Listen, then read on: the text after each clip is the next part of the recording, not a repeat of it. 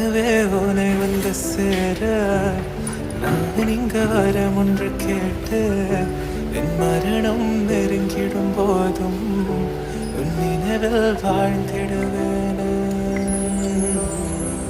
தீராத துயரத்தில் நானும் காற்றோடு கலந்தாய் நீயும் நீங்காத நினைவொளியான அன்பே அன்பே.